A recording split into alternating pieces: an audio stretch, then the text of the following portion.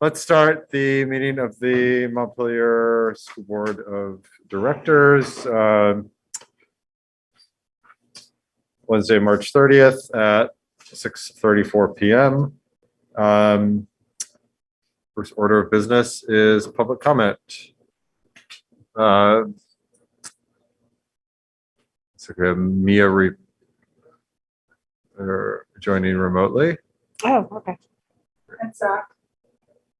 Zach remote too. I see his nameplate. Oh, there he is. Okay, so Zach, you missed. Today's the first night that you have a nameplate at your seat. Eric, you can move down if you want. I think Aniket is not able to attend. So, first order of business is public comment. Do we have any people either in person or on the phone, like Meg? I'm Meg Logan. Sorry, just a little bit ago. I'm just here as a student athlete advocate for the new track. I saw it was on the agenda, and I just wanted to say woohoo track. And I think it's a really awesome opportunity, and it has a lot of great benefits for our school and our community of Montpelier, even the greater region of Central Vermont. Yeah, I just wanted to support and show my enthusiasm for this idea. That's all. Great, thanks, Meg. Anyone on the screen that wants to talk, you can, if you know the raise hand function, you can use it. Otherwise, you can either just physically raise your hand or take yourself off mute. Doesn't look like it. No, Beth. got her hand raised.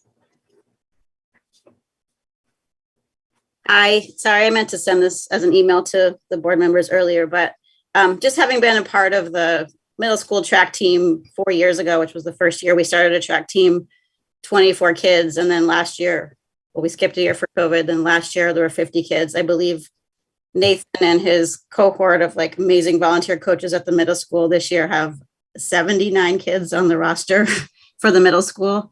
I don't know the numbers for the high school, but it does seem to be a sport that brings people together. I just remember from the time that I was helping to coach, just the community that was built around that.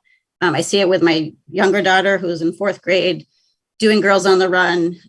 It's just, during a pandemic, during any time when you have a chance to be outside and be in community with people and be exercising, it's just like 3 magic things happening. And aside from just it would be great to have it for our high school team and our middle school teams, but I feel like it is also a community resource that also brings people together. And I look around, work at the high school, and I look around at how many kids are on crutches at any given moment in the school.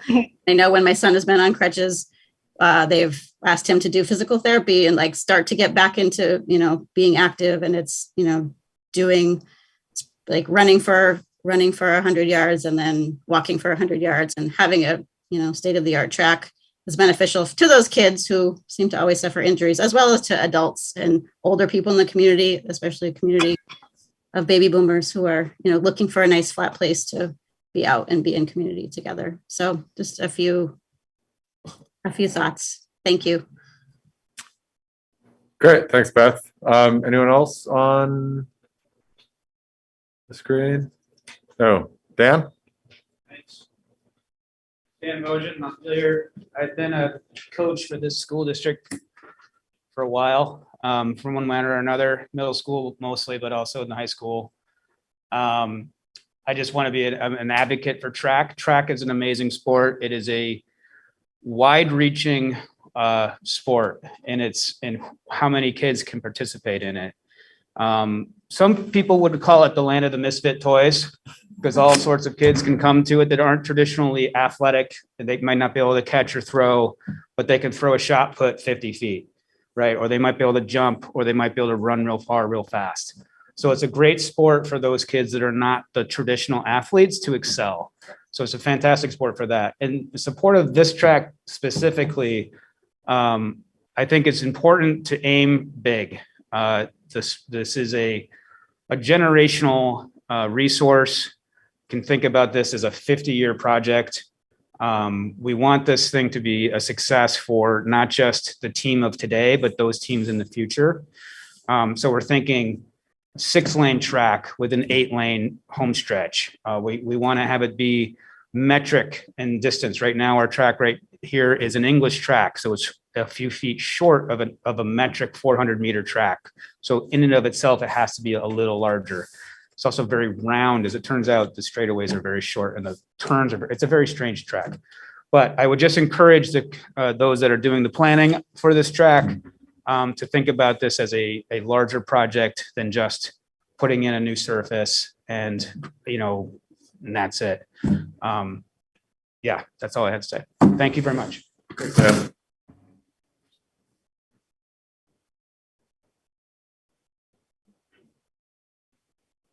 Great. Anyone else? No, thanks. I also want to note I got emails on this today as well too, for those who weren't able to weigh in. So next order of business is consent agenda. We have a couple things to add to the consent agenda, correct? We have a very exciting contract for the SPED director. Is that it? Is And Julie then- on your, Is, what did Anna send an email to add some things today? she may have. Jill's got it.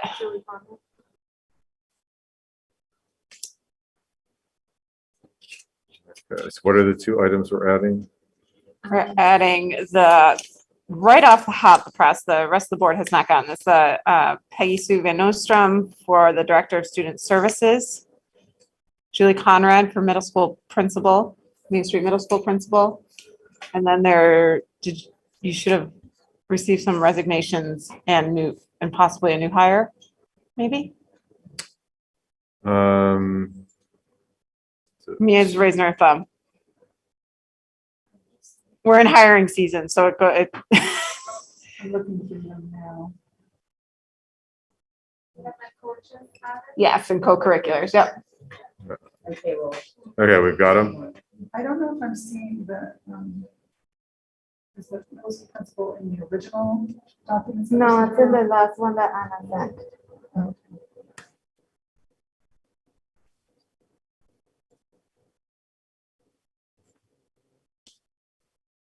People are seeing them because I'm not yet. I'm not seeing it, so maybe it's on a separate email.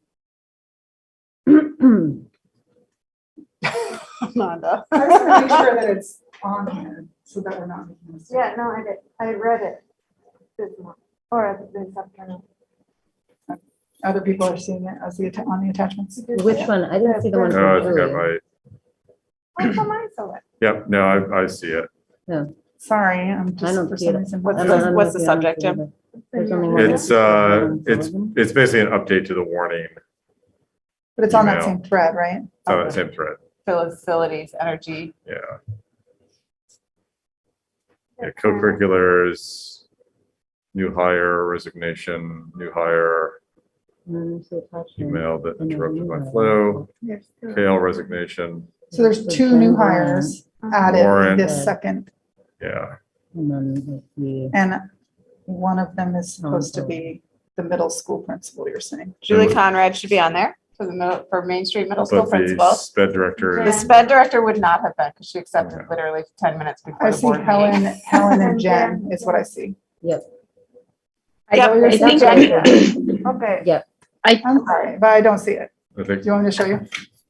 Mia, do you want to? Libby, I think what it is that there isn't any attachment for Julie, but it doesn't look like there was an intended to be an attachment. We just have to Oh, say you just out approve- loud Yeah, when we you just approve the approve consent that. agenda that we're adding that into the consent agenda. Thank Okay, you, Mia. Thank you. No problem. Thanks for clearing up that Bridging the gap. confusion. Okay, Gotcha. I so, knew I read it. motion to approve the consent agenda with all those aforementioned documents. So moved. included. Do a second? I second. Any discussion? All those in favor? Hi. Aye. Opposed? Great. Zach and Barrett, student update, and I don't know if you want to do this with one here and one on Zoom, but I'll leave it to you guys. How I think we're gonna do it is I'll like go over the slides that we have, and then Zach can add to anything after. Okay, perfect. Yeah.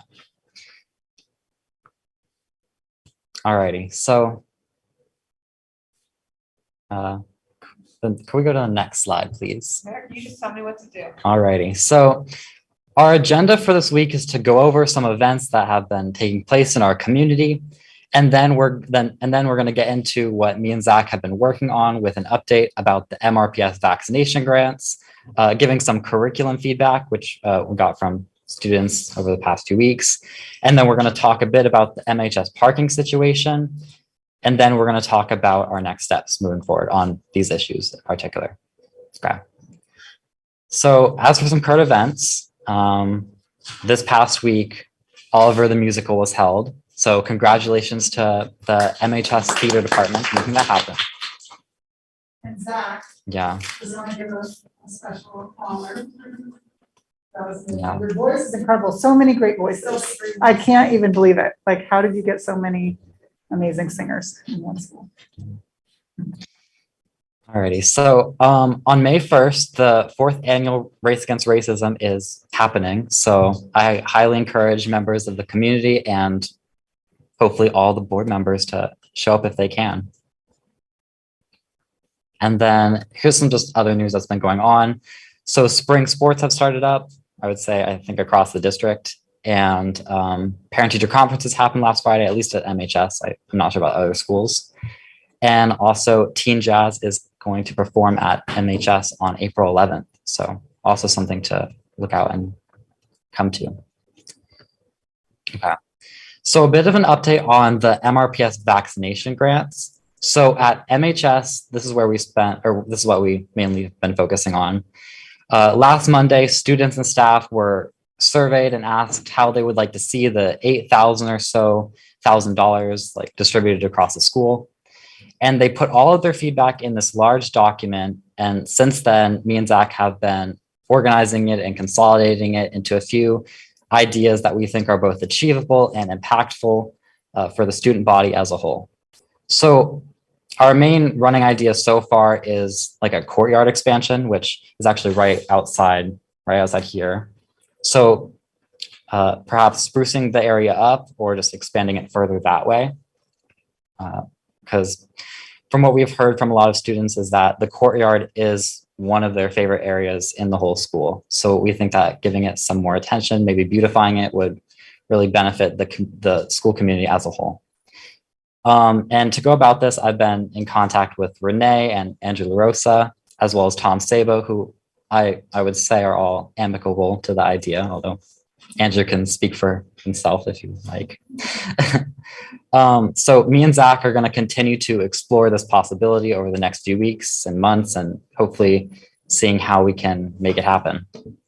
So, but before even that, if that is the place we go through, another idea that we have heard on how to spend this money sort of ties in with courtyard, and that is perhaps more outdoor seating, as well as like a garden expansion, which is separate from the courtyard itself. Some other ideas that we heard that were popular among students included a lot of food related items like creamy machines and coffee and things like that. We haven't been able to dive too deeply into that, but we're hoping to meet with the food director very soon to talk more about that, and then hopefully narrow some of those ideas down into maybe more realistic and yeah. In the cafeteria? No, we don't really. None? We have Really? ketchup, but I don't think we have. I haven't seen Seems like salt. something that could be easily remedied. Salt, like road salt. Yeah. I feel like we can fix that pretty quickly without Yeah. using any vaccine dollars. Yeah. So these are just some of the ideas that we've heard from the MRPS or the MHS vaccination grant in particular. But I think so far we're kind of we're leaning towards that courtyard expansion. But yeah. And then so we weren't directly involved in the process at MSMS or UES regarding the vaccination grants, but we heard that students there were particularly interested in food items as well, like I think a snow cone machine or an ice cream machine as well as maybe a gaga ball area or a seesaw, I think I heard. Both want So Ball. UBS wants the seesaw. Yeah. yeah, okay.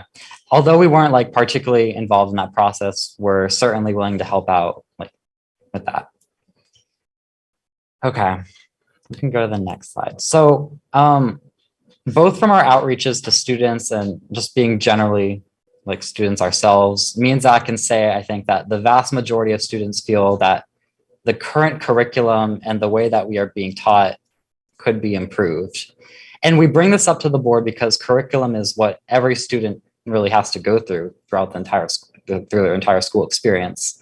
And it has been a focus of the board, I would say, through like the interventionalist like learnings, as we talked about at our last meeting. And there was a little bit more discussion around curriculum in general, like outside of our meeting. But and I would also just like to make it clear that although we are not proposing that the board take any specific action on this, we think that it is important to show the board how students feel and welcome any of their support on this issue, as we intend to make it a focus of ours going forward.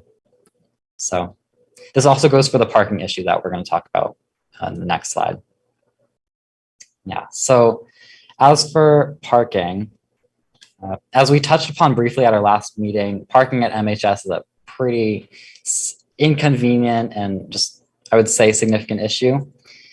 And the simple fact is there just aren't enough parking spots at the school, and which has caused people to make their own spots, like in the dirt or grass, or park in handicap spots, or just make their own spots, which are not spots.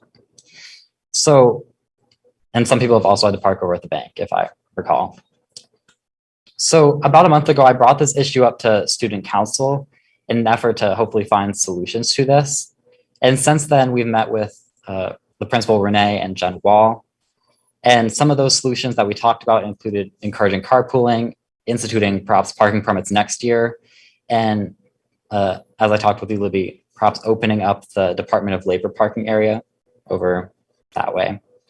So, and this is something else that would be a much bigger discussion, but possibly a parking lot expansion, which would be a whole different ballgame considering that the mud lot was just removed. So, yeah. But our plan moving forward, we just thought we'd let the board know, but our plan moving forward is to continue following up about this and considering solutions with administration. And this is going to be increasingly important, I think, to like students and staff over the next few years. So we're really hoping to meet with Jason and talk about this and other issues.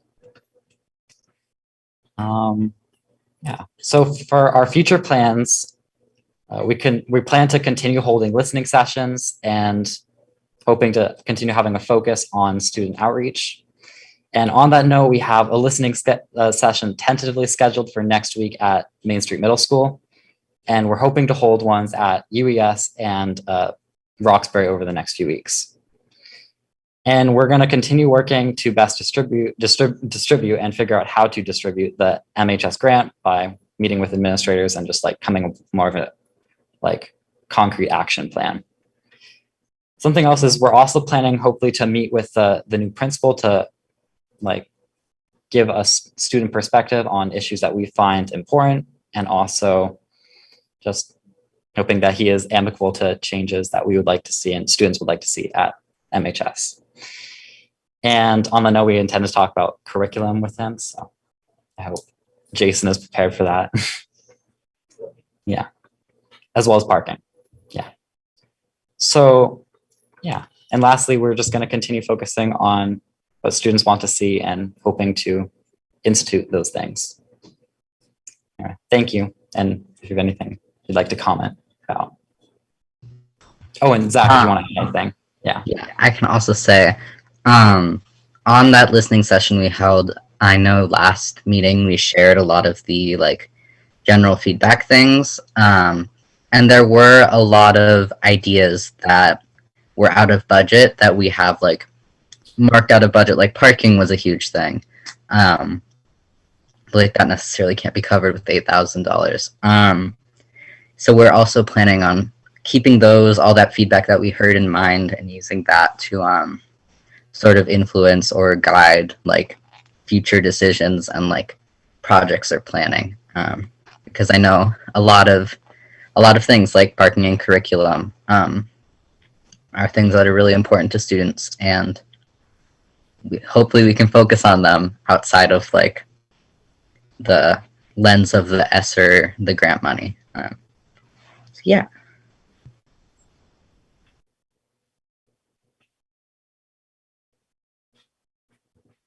Great, questions? Do you have a sense of the timeline? So like for this $8,000, the timeline and sort of the decision-making process. Can I take that? I'm not totally clear on, I think we have to spend it by, is it June 1st? June 30th. June 30th. Okay. So the money's for this year's students. Right. And then I had to apply for it by April 1st. So it's all in. Jill Campbell Briggs said today that there's a couple little snafus from the state side of, I didn't completely understand it, but so they're essentially going to cut us a check for that. We just had to assert that we were at a certain percentage rate for each school building. And so that money, I think, will show up in grants capable hands at one point. And so all 3 Montpelier buildings who qualified for the vaccine grant are all in the process that Merrick is talking about in different ways. Of course, the students are taking the lead here at MHS. There's been lots of surveying and conversations and pods at MSMS, and classroom teachers have been doing a much more scaffolded discussion with kids at UES. So it'll be all spent by June 30th. And so students are the ones that are like leading Oh, yeah. the charge here at the high school. Oh, yeah. And so, Merrick, what do you think that the timeline will be on like making a final decision? I think we hope to like make a final decision on how we would like to spend the money over the next, I would say, 2 weeks. Oh, okay, great. Yeah.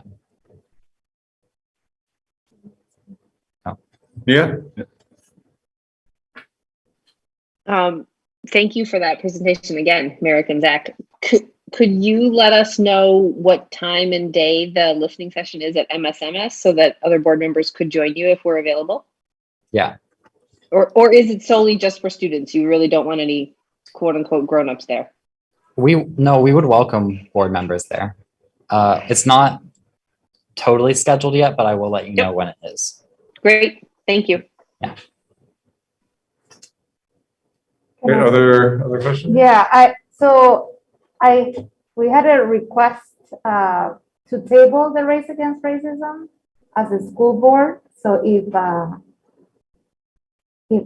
somebody wants to table that day, May 1st, like we attempted last year to have just a table with the school board materials. So if anybody wants to, let me know so I can tell them. I'm not sure I'll be here May 1st, but. I don't know if it's what I was looking at now. Okay. My work calendar, I don't have it in front of me. So this is one way to support. And then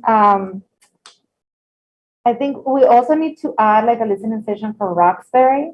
I didn't think I saw it. Oh, okay, I didn't see it. And then with the curriculum, it's very similar to the parents when we did the BIPOC and the disability and the LGBTQ. That kind of came out too, the curriculum piece. I wondered how like we just move that conversation forward. I know that it's not part of the school board, but for us to think, I'm particularly interested in the policy piece of the equity policy, how like we move forward that curriculum conversation.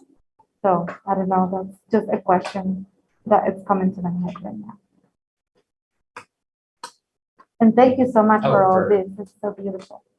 Do you want me to answer the curriculum? Oh, I was more directing towards Lily around the curriculum piece and how you envision or not this group to kind of think with you about those conversations or not.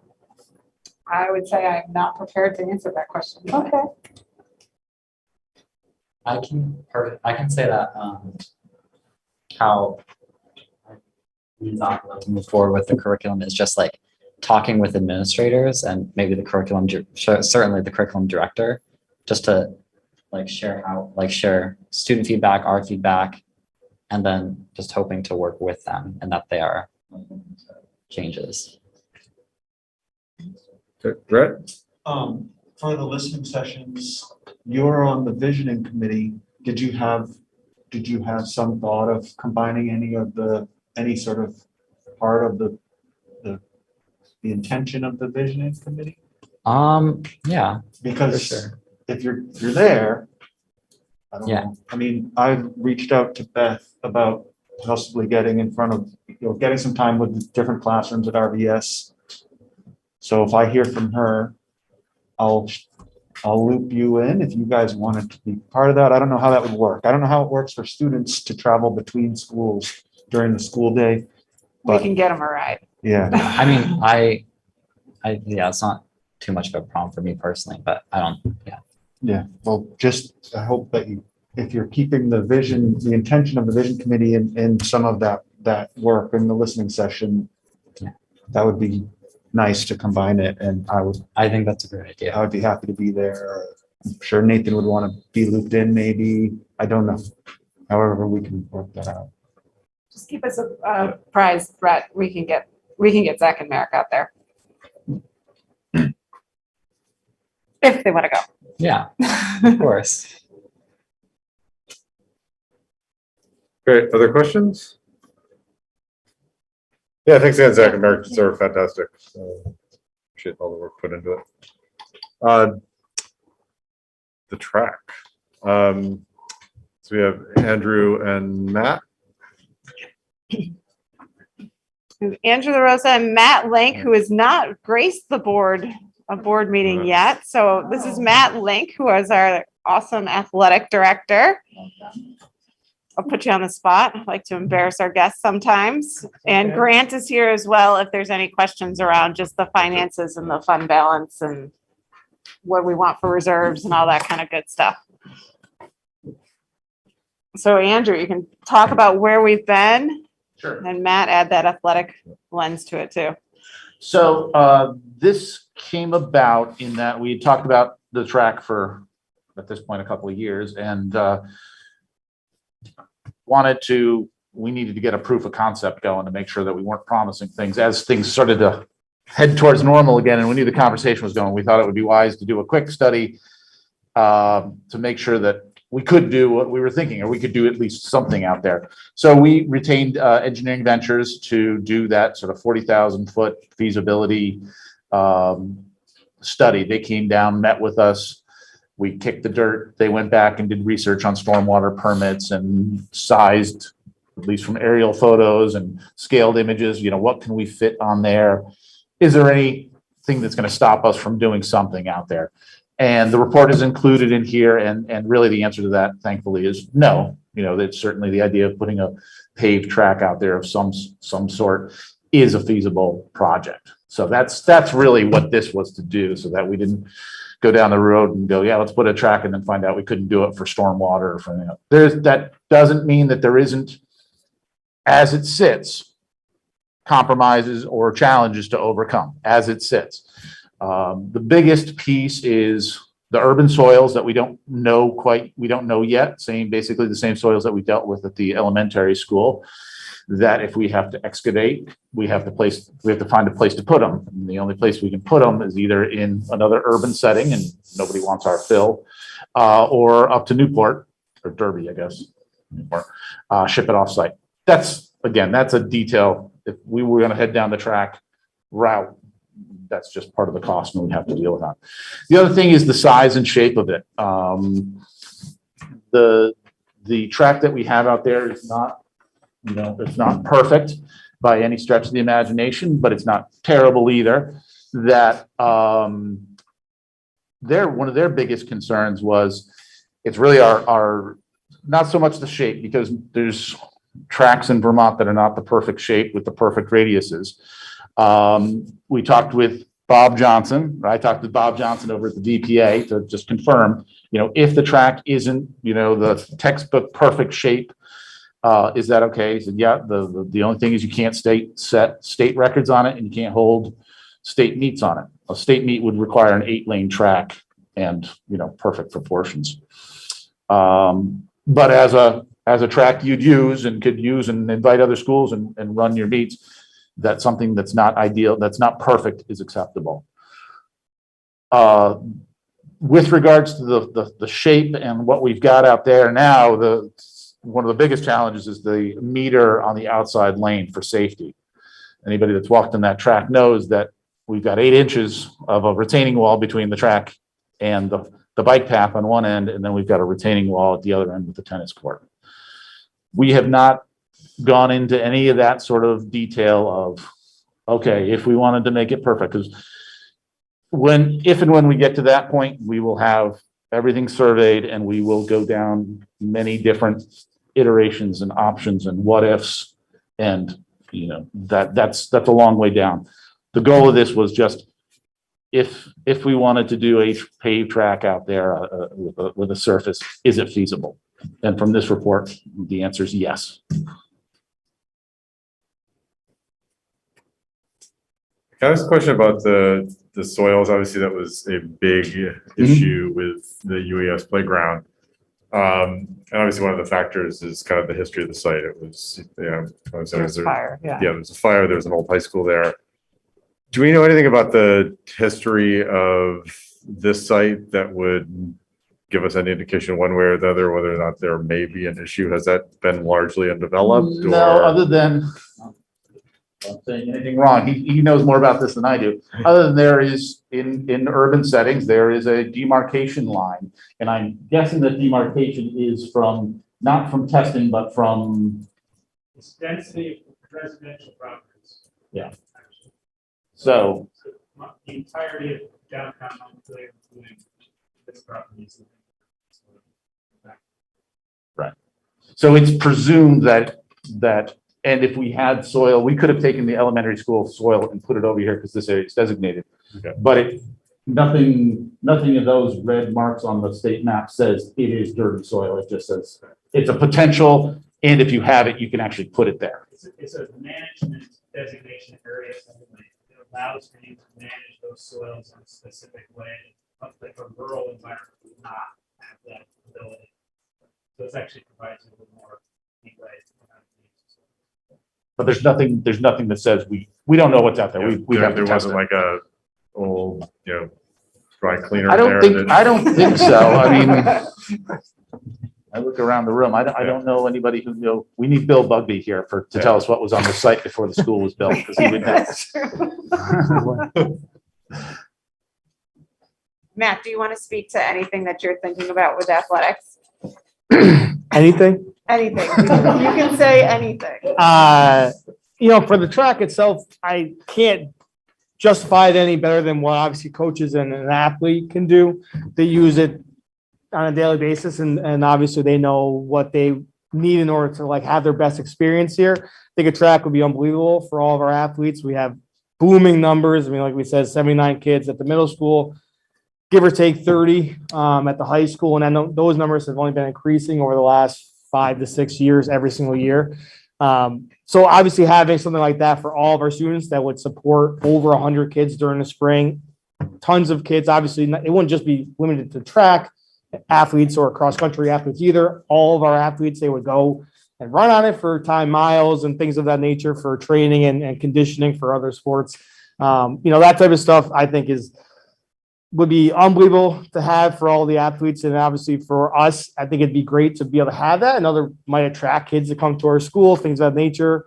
If we added other elements to it as well, I'm always going to talk about turf fields and things of nature and how beneficial they would be for us here. If you come here on any given April or May day, you'll see every single inch of green space here being used by all of our athletes. And eventually, after a couple of weeks of rain, things of that nature, they're not green anymore. So stuff like that, I think would be just enormous for us here if we were able to discuss things of that nature. But as far as the track goes, the track obviously I think is a great resource for all of our athletes and students here, as well as the community. Excellent. Questions for Matt and Andrew and Grant as well? Mia's got one. Mia? Thanks. First, I wanted to just say thanks for engaging that firm to do the feasibility study, because it was really, really, really helpful to see that all in one place. And I also wanted to just confirm to have some context as part of this conversation, and confirm what I think to be true is actually true, that there's no money for the track in our current ESSER plan. It's also not in our current capital budget, and we could use our fund balance for this. I think that might be a good question for Grant, or I just see Libby nodding. So that. Yeah, but Grant can speak to that too. Yep. You're right, Mia. Yep. Okay. Yes, to everything you said. And if it ends up being acted on with a motion and a second and a vote, the idea is to try to what we call commit money from the fund balance. And I would be for that. It may not be enough. It won't be enough, I guarantee, because we have about 1.5 million you could commit right now. And the actual cost is probably going to be a little more than that, but it would be a big chunk of it. Right. That does two things. One, it does kind of make this a priority and set that aside. But the other thing it does is there's been a lot of discussion at the agency and the legislature about looking at school districts' fund balances. And if districts have a huge unreserved fund balance, that could end up being a target at some point. So if you take this action and you commit 1.5 million for this, then that is a different kind of category in your audit. So it wouldn't be that you were having a 2.5 million unreserved fund balance. You may end up showing 1.5 in committed fund balance for a specific purpose, and then only $1 million of unreserved. So it would be less of a target. So I'm in favor of that. You right now, at the end of the year, I'm forecasting about $2.1 million of unreserved fund balance. And we want to have like a 2% cushion. And so if you subtract that out, I'm looking at just over 1.6 million that's truly unreserved. And you would have the ability to commit 1.5 million, and you'd still have some left plus the 2%. Great. I have some follow-ups, but I can't tell if anyone else has their hand raised, and I don't want to monopolize the. Yeah, go ahead, Mia. Okay. And then as far as sort of quote unquote big ticket items goes, one thing that I've heard in previous board meetings that would be another sort of facilities conversation is the just to put it in a oversimplification, the net zero modifications or whatever to our buildings. And so it feels like that's a thing that we as a board need to grapple with is, yes, we have this chunk of money that, as you were just saying, Grant, is sitting there unused, and not great that it's not used, but we have to decide how to prioritize that. And I'm just curious what the, information is around. I know there's a lot more to be talked about and learned about on the more like facilities upgrade side of things. But I don't know if that's all, if things that are already planned for in the capital plan are part of that conversation. I'm just trying to see where all that fits in to the financial piece. Yeah, well, I don't have a great answer for you. Yeah, that's okay. There's a lot of uncertainty on what we could actually do. And what we had talked about was those things might be a good fit for if there's infrastructure money that ends up flowing, then we might be able to, that might be a whole nother bucket and something we could use. But we need to do a lot of thinking about what's really feasible, especially with our space constraints outside. Like if we went with wood chips, we would have to have a facility to be able to store those. I don't even know where we would do that. So we're just in the beginning stages of thinking about what net zero projects we could even do. And we're already doing some things. I mean, as part of the fund balance is talking about circulator pumps that have variable motors, so that saves energy. Heat pumps down at Roxbury is something that we're already putting money aside for. We did a lot of HVAC work here at the high school, and all of that makes the air quality better, but it's also better equipment that's more energy efficient. So, we're doing a lot of those things, but as far as big projects go, that's a lot of homework that still needs to be done. And one of our schools is Union Elementary School is part of the district heat system. And so that's already something that's in play. And every one of our schools is connected electricity wise to a solar farm. So we have solar already. So there's a lot, we just need to make sure we're publicizing what we're already doing. And then as far as any other big projects, we need to think about what's feasible and what's not. And right now, I think the bucket of money that we could apply to that is if we get any infrastructure money down the road. I see. Okay. Other questions? Yeah, in that same vein, what about the windows? Where is that? So the windows for UES and MSMS is in the capital plan. And so you want to talk about where we are? Yeah, we actually did, the facilities group and energy group did a tour over at Union, and we shook and opened a bunch of windows, and I made them aware of some of the issues and challenges that we have and things that we need to take into consideration. And I don't think we're not in a position yet to say this is our solution, but we're in a I'm glad I've got a group of people who have now understand the things that I'm thinking about, and we'll come together to make a decision and move that down. So that is in the capital plan. I think there's a work, we were going to get into it before COVID, and then when that happened, and windows now, even if we said we wanted to replace a window, windows are 18 weeks out for stuff. So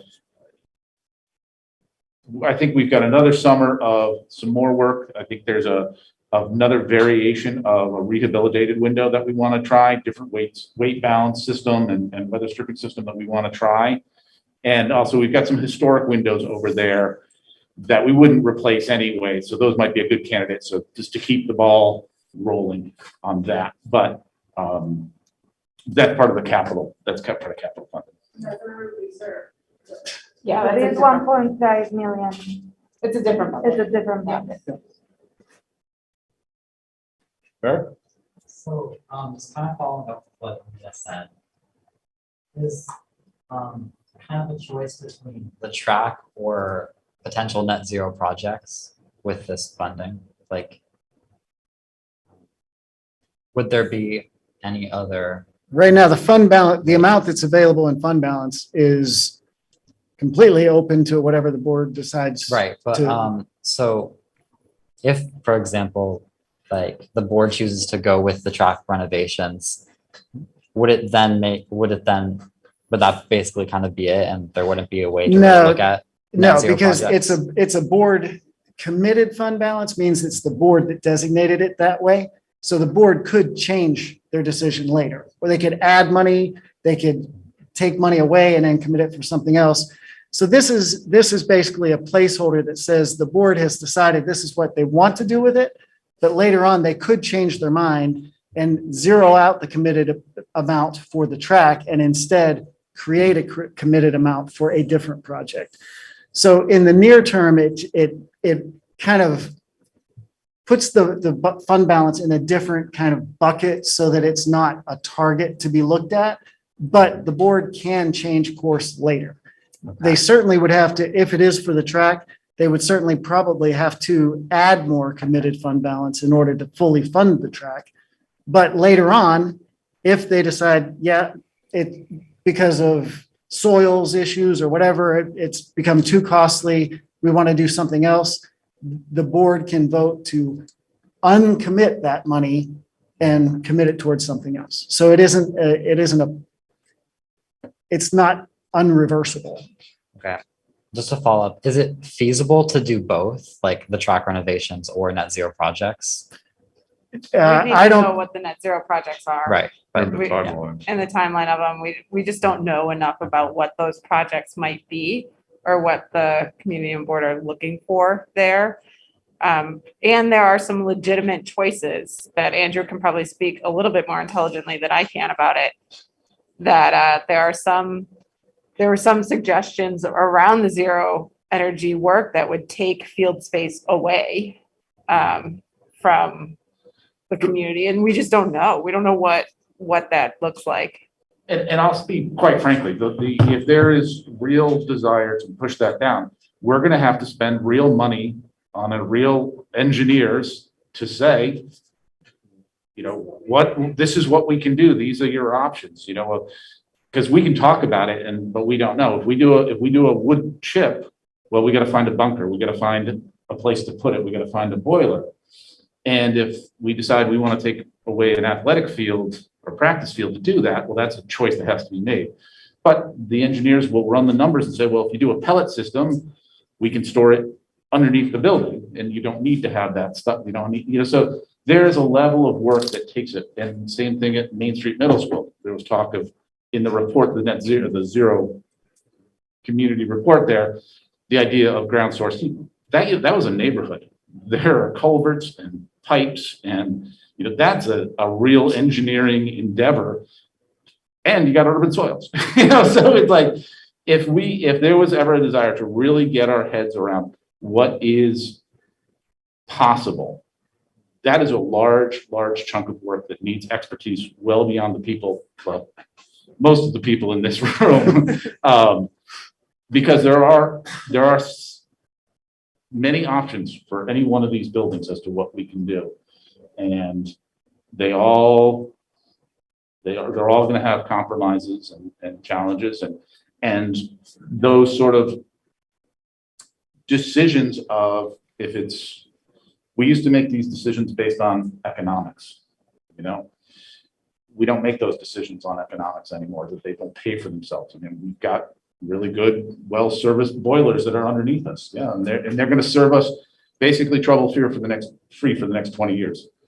Do we spend money to let those sit idle while we replace it with a green solution?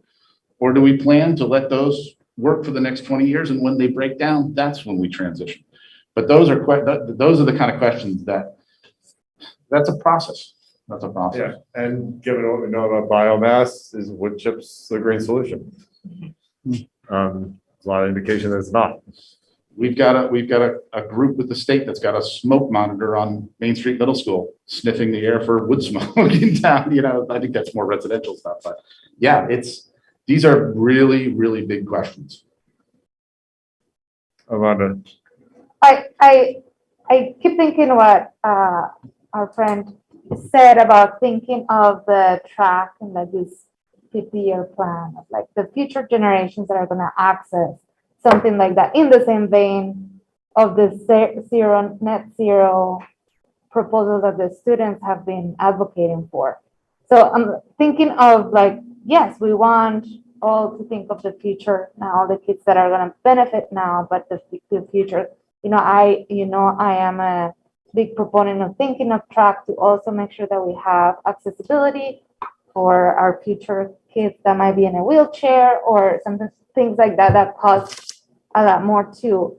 And so I'm thinking with this money, is there a way to be able to commit both projects to the fund, saying the board's committing to these two to make sure that we have the plan to have the people, the experts that can give us what you just mentioned, the same with like a track that is state of the art, increasing the, whatever the language it is, attract people, but being able to think through that, like being able to see this is how much it will cost.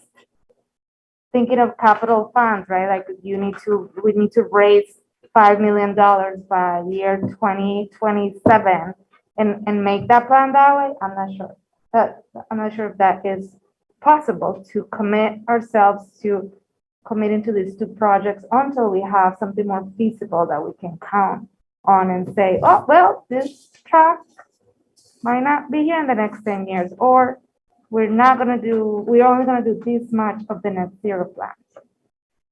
I guess my offering is that, it's like, let's commit to both things because it is important to both until we have the plan so that if the state wants to take our money, they can, because we have already committed to these two projects until we know more. Yeah, my only concern there is there's already not enough to commit to do the full track that's even estimated here, not to mention there's two pieces that are even missing.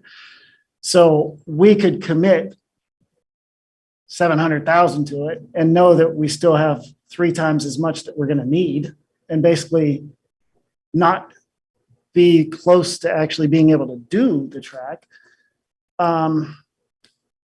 Which, I mean, that's your decision.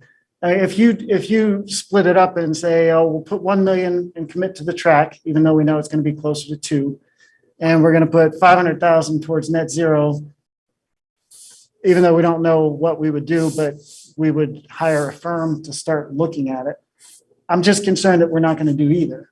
You know, we're not gonna actually make good progress on either. But my big concern is that we commit money so that we don't have it taken away from us. So I would be in favor of this. And if you do change your mind later, like I said, you can vote to uncommit a portion or all of it and commit it towards something else. I just don't know. I don't know whether that's 100,000 that we would try to commit towards net zero or 100 million that we would put towards net zero. I just don't know. And then the Kristen.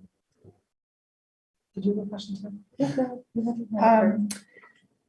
Yeah, I mean, I'll echo a little bit of the sentiment. We've discussed it before at school board meetings that whenever these types of things come in front of me, and I think some of the rest of us start to dig a little deep around like, what are the values of this community and how would, what would be the will of the community? How would they want us to spend an extra $1.5 million or $2 million?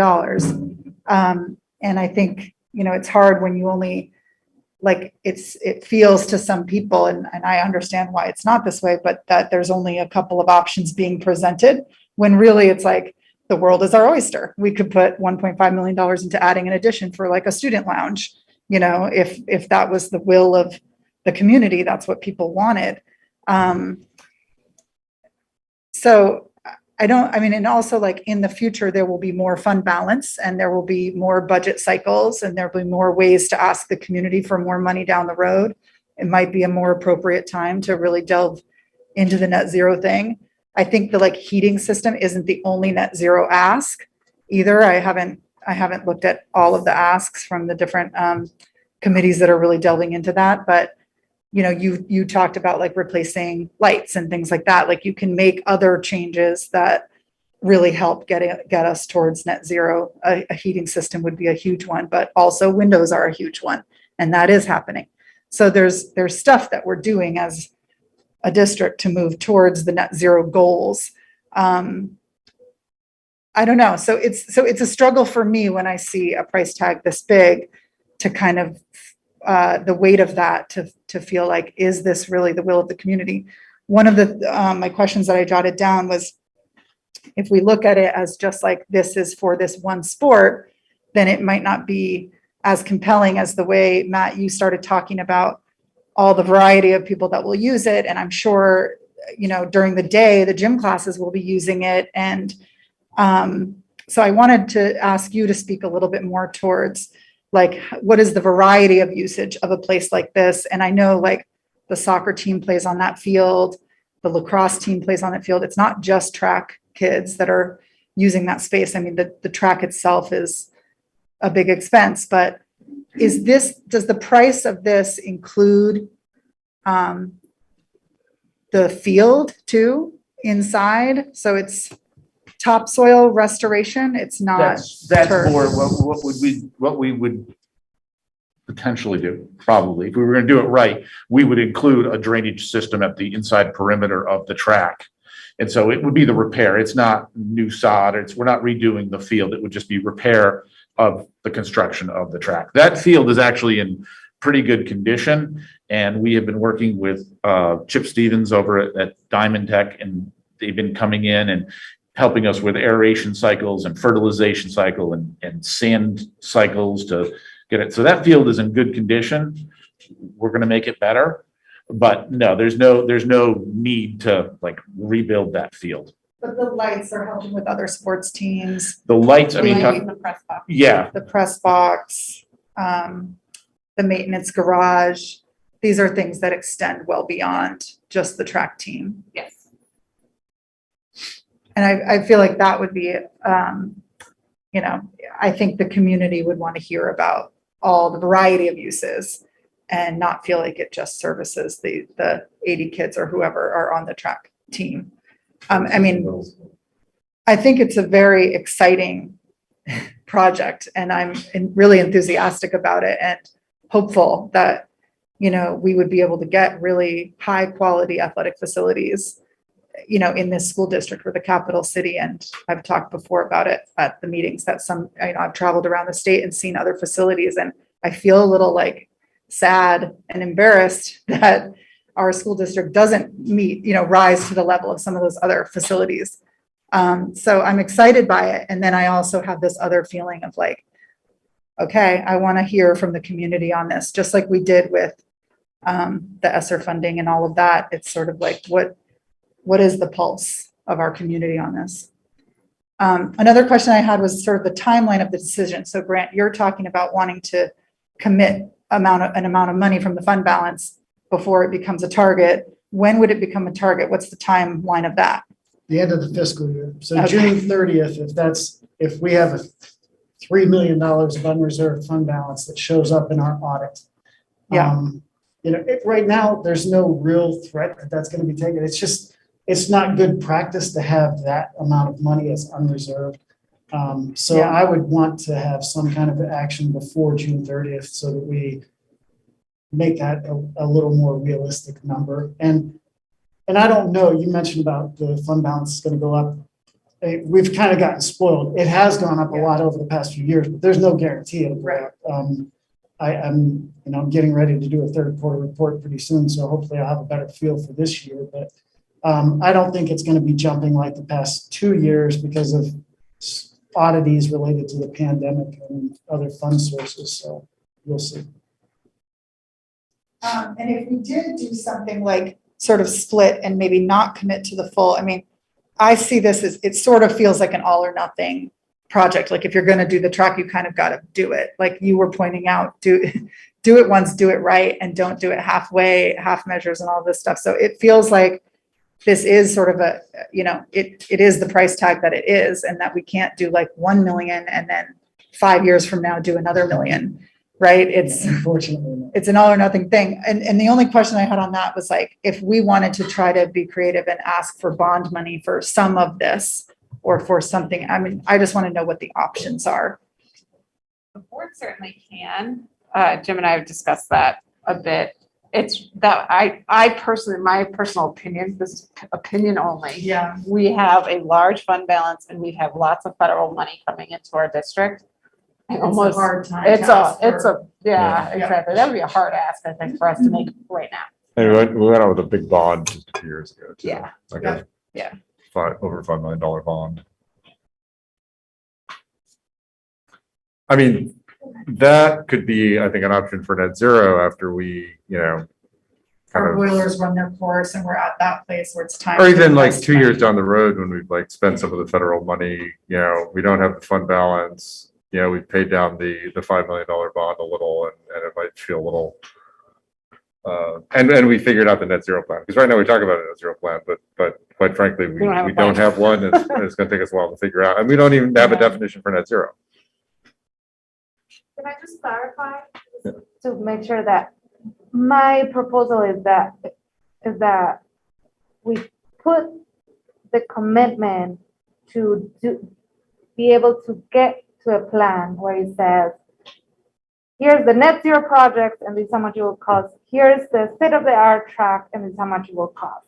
And then you can revisit that. It's not to be like, we're gonna do this for 500 and this one for 500 and that. So the commitment is for us to be able to get to a point where we can be like, oh, this is gonna cost us $5 million. And we only have 1.5 million for, and then be able to then think through. For me, it's really hard to make decisions like this where I don't have the numbers. So that's just my brain. It's like, sorry. I just want to clarify. I guess to piggyback on that, if the funds are committed, that's the language, is there a clock that starts at that point once they've been kind of earmarked for a particular project? Like, that doesn't happen.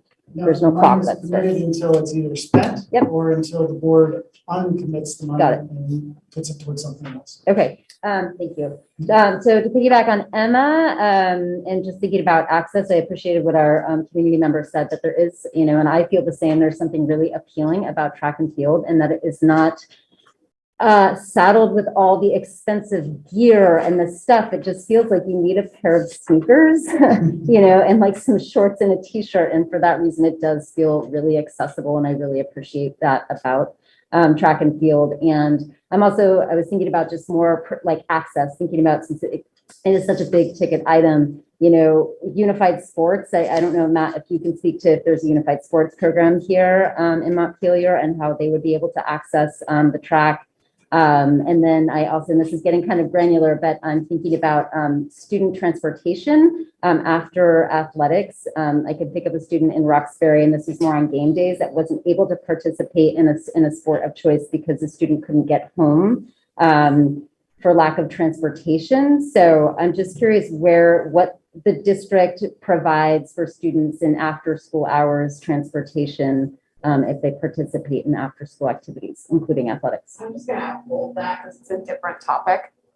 So we're more than happy to talk about it at a different board meeting, but we're talking about whether to commit fund balance to a track right now. So it's a different topic. Okay, I'm just thinking about access down the line as we think about this, if this is going to be a $1.5 million expenditure, which is significant, just wanting to have an understanding of how our students across all demographics and all abilities are going to be able to access the program, the facility. So,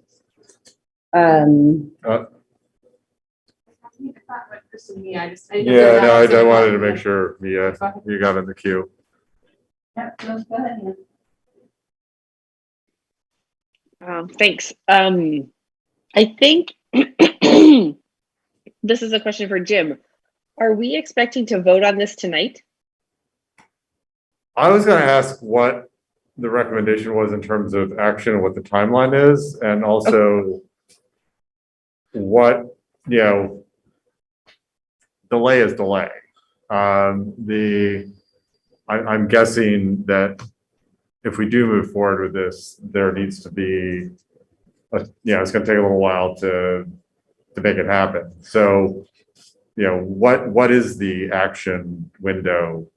And if we miss that window, what does that push the next window to? Well, I want to follow up with what Amanda was saying was, this report is by no means the end of this. This, to what I think Grant and the group is saying is, yeah, we're really interested in the track. Let's pursue it, because the next step from this is going to be a design committee that's going to talk with Matt, which is going to talk with the track people that really, okay, what do we want here? How do we fit 8 lanes here? How important is that? There's going to be these conversations about what it really looks like. Somebody's got to decide what cushion, what track surface we're going to like. This is just, as much as anything to me, is the sort of, okay, this is a project we're interested in, because I don't think that the next charge is, okay, let's just go get it. Let's go get it bid. And because this is our opportunity to do it, right? So we're going to have to explore, at least at some level, what would it take to get 8 lanes? Could we get 8 lanes in there? And if we had to do that, how's that going to face baseball? So at least we've asked the questions and we've done some work. So the sort of, this is just the start. If we want to do a track, this is just the start.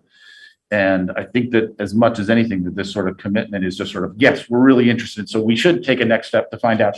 And if the next step tells us that boy, an 8-lane is really what, a perfect 8-lane track is really what we want to do, and it costs X million dollars. And if we can't have it, it's not worth spending the money to do something different, you know? So I don't think that we don't even really have a proposal. We've got a feasibility at this point. And this at least gives us our heads around what it, at the very least, this is kind of like the least it's going to cost. Yeah. And that was before, you know, that report was written before our friends in Russia decided to, you know, so paving costs might have gone up by 30% by now on that. So this is the first real step towards anything. So I'd say the timeline as far as an action to commit is really back to the June 30th to get it committed before the end of the fiscal year, although we won't spend a significant chunk of that money for a long time. What it does, committing some dollar amount does now give Andrew the ability to spend some money on engineering work so that we can move forward without having to spend general fund money. But it wouldn't be a huge amount of money that got spent out of this. Yeah, so what's kind of the optimistic time frame in terms of how, like, what time frame should we have our eye on in terms of, you know? Because I guess it depends on when you can come up with the other $500,000. Because that number there is to replace the footprint you've got, do the retaining walls, the lights, but then also build a replacement for the storage, because we're not going to drive on the new track, and a press box and some of those other things. That 1.5 isn't going to cover that. You know, the suggested the 1.5 that Grant is coming up with isn't going to cover that. Right. I haven't been on this board for all that long, a little longer than Seiji, but I haven't heard as much enthusiasm for a project from community members as I've heard for this, and for any other reason. I mean, it seems like there are a lot of kids, there are a lot of families that really believe in this idea. We've been working our butts off to try to reach out to the community for all kinds of reasons for months and months and months.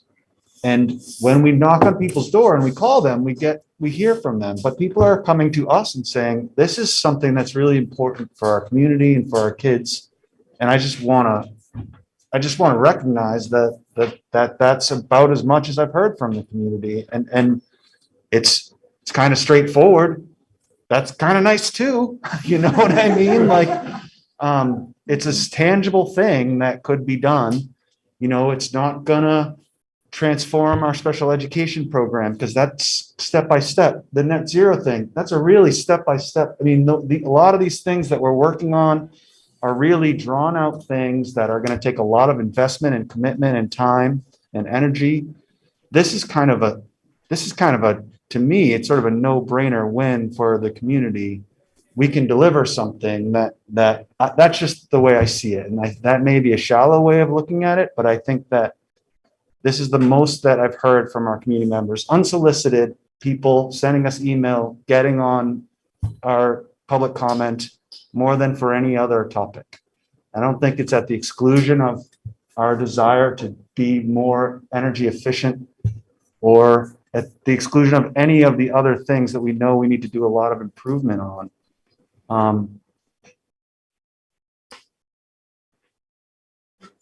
Well said. Yeah, I mean, I would echo that too. I mean, with the caveat that I have a running family, so I hang out with a lot of people who, yeah, so I don't know about bias. I hear about it all the time, but I also spend time with people who think about it all the time. I also kind of feel that we have a project that, you know, as you said, Andrew, we need to nail some things down, but it is concrete. We are moving along.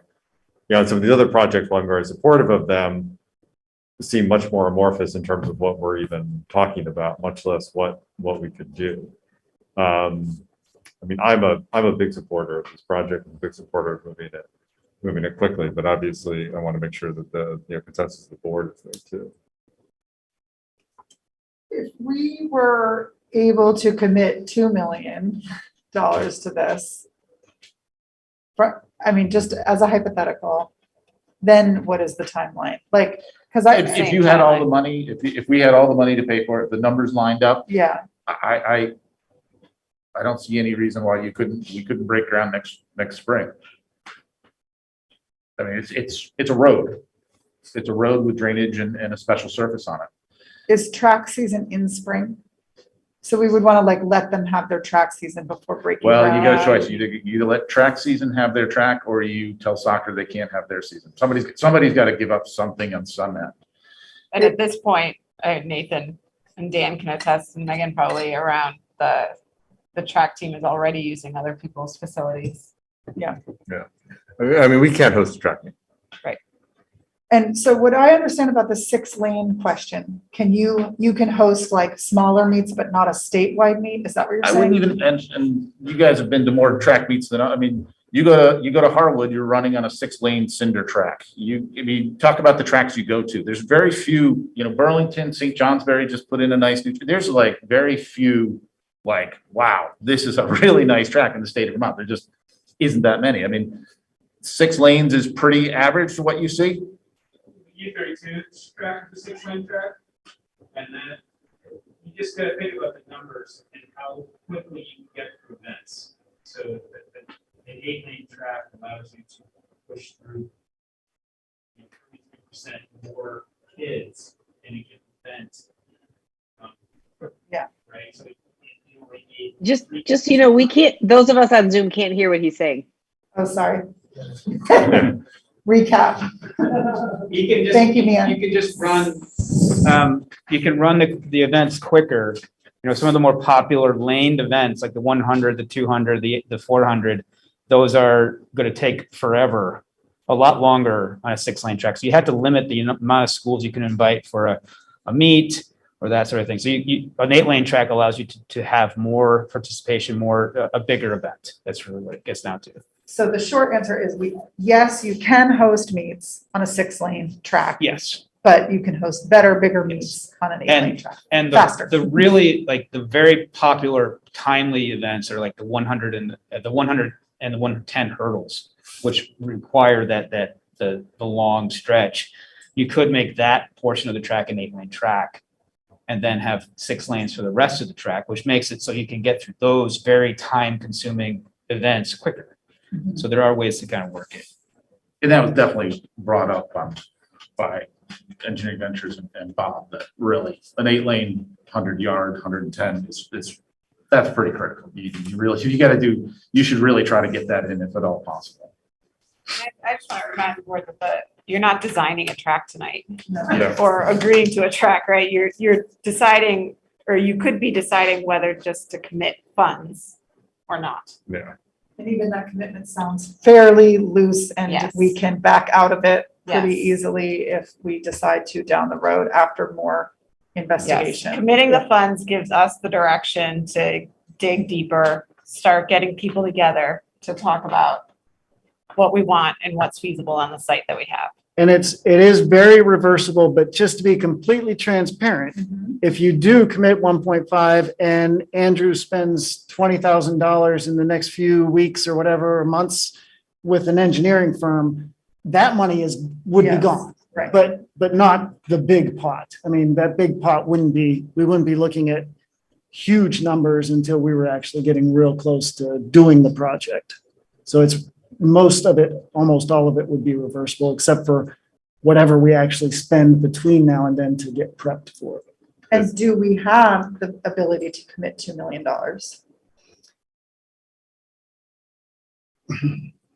Yes. You're giving Grant heart palpitations over Yeah. there. Did you see And I don't- that? Yes, I saw the skip of it.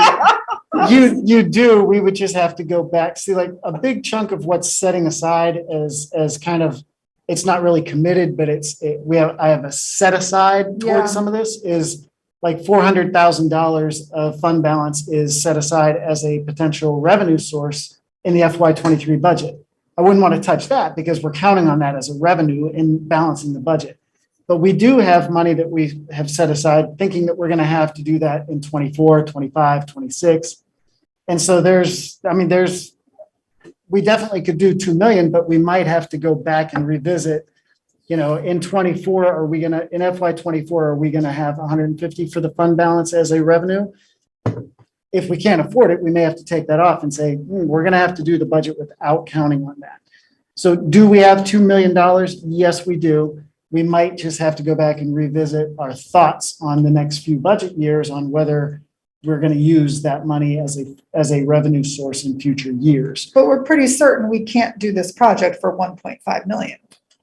Correct.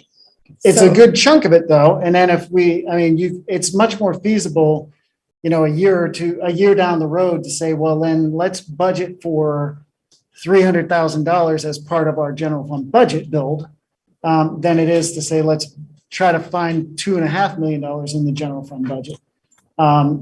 And we can always, the scope of the project is something else. Like we could say, we got enough to do the track. We don't have enough to do the barn or whatever. It seems like the harder question is in October when we come back and tell you what the delta is.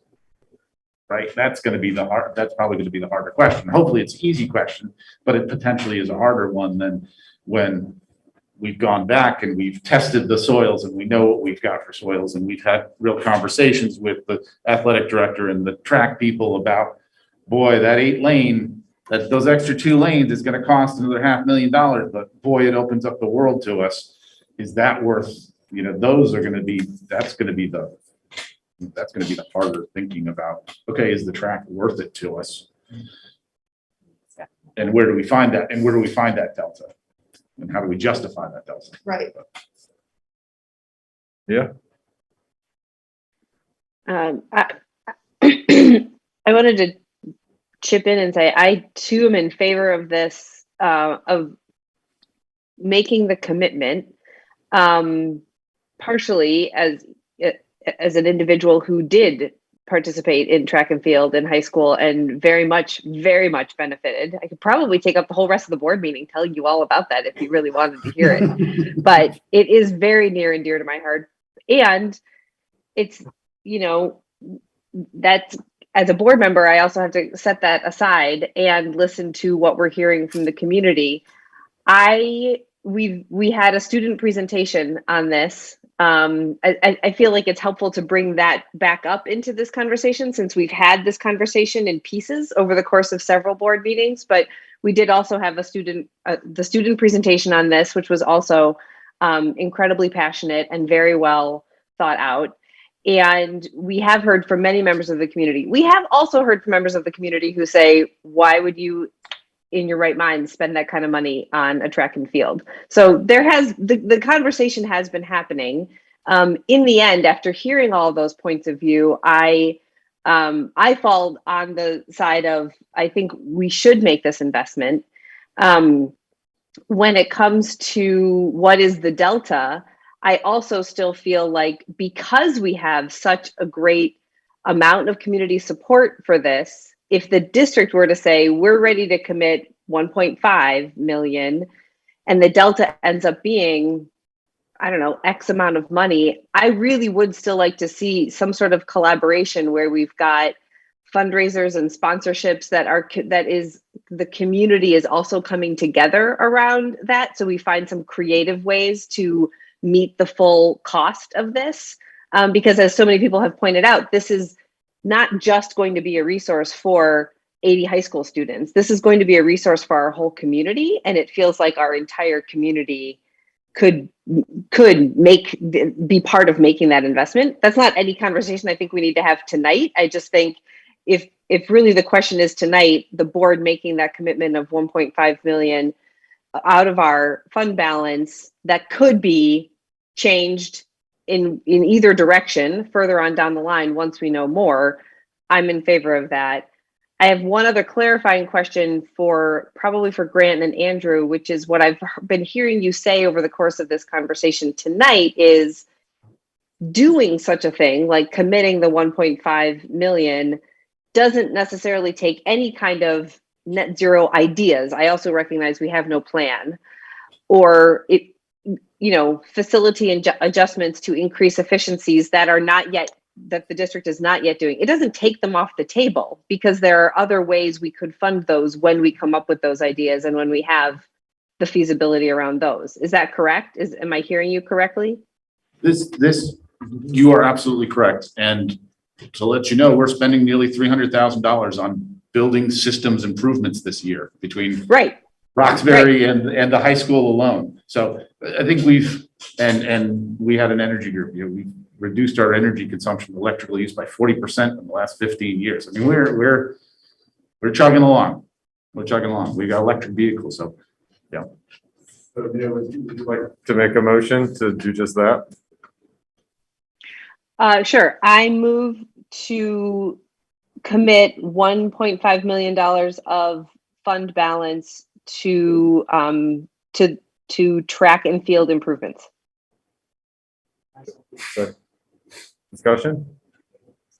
I feel a little like rushed in my personal vote on this. And I agree that we've heard a lot from the community over a long period of time. So, but I guess I just wasn't prepared. I didn't realize that tonight was the night that we were like making a decision to commit the funds. And I guess I would love to push it off one more meeting and just make a community plea. Like, I would like to hear, anyone who's listening, anyone who's watching our channel, to just, this is your opportunity to weigh in if you haven't already before we make a vote. I mean, that's how I feel about it. And I'm supportive.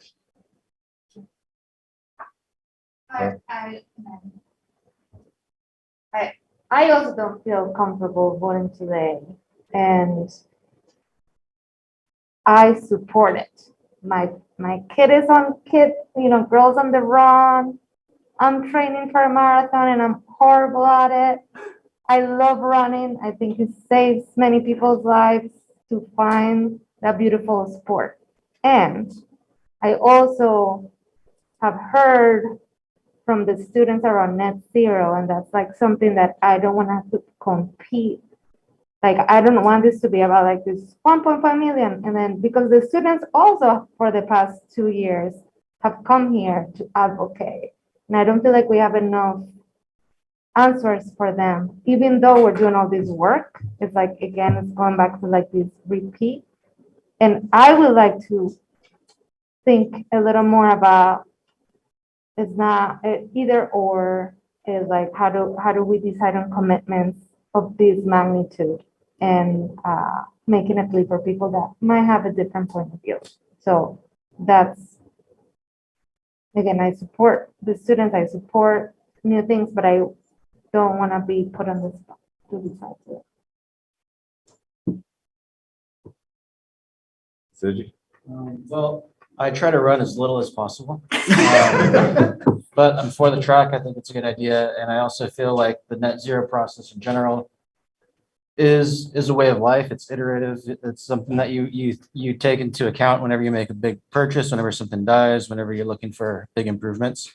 So I feel like it's not an either or. But also I feel like there's no harm in waiting another 2 weeks. It's a lot of money. And if, we're going to give the community one, last call, I feel like that's fair. Yeah, and our next meeting is 1 week. Oh, 1 week. Okay. That's cool. Oh, yeah.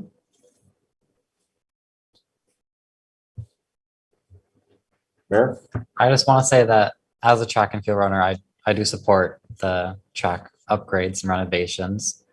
I don't think that there's going to be like a new proposal for net zero or really probably any other project between now and next week when there will be a vote. So I don't necessarily see too much point in delaying the vote, but because it can be reversed either way. But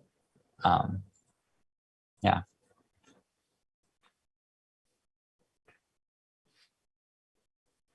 Anyone else? Zach. Zach, oh, sorry. It's all good. I think I also agree with Merrick. I definitely think it does feel, I understand sort of the suddenness of the decision, but I think what's been emphasized that it's like that it is reversible and sort of that it's not like we're not spending $1.5 million right now. I think even like getting a better picture of like if we commit that money and then we like find out how much the track is going to be and we compare that to sort of other situations. Like I feel like that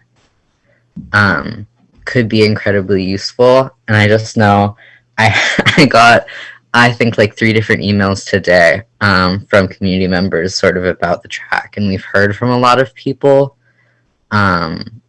about how important it is to them. The track was something that was brought up at that very first like listening session in the library at the beginning of the year. And yeah, I'm very pro like eco-friendly decisions and sort of assessing that. But I think if we can start the groundwork of sort of assessing what is going on with the track in terms of like how much that would cost, all the like considerations, like we can even input sort of like net zero thoughts into that. Like we were talking about wood chips being more eco-friendly. Like I feel like I agree in the fact that I feel like I don't think any like new big proposals of that would be like $1.5 million worth would come up in the next 2 weeks, but I might be wrong. I don't know.